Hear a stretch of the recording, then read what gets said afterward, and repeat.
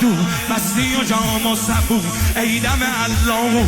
مولانا علی با بسم الله مولانا علی یا ولی الله مولانا علی قل اعوذ برب الفلق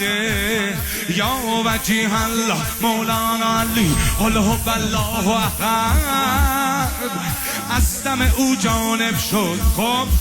و صمد بعد الله احدش نائب شد. اینجا رو لم یلد کعبه ترک خورد بدانن مردم که امیر دو سرا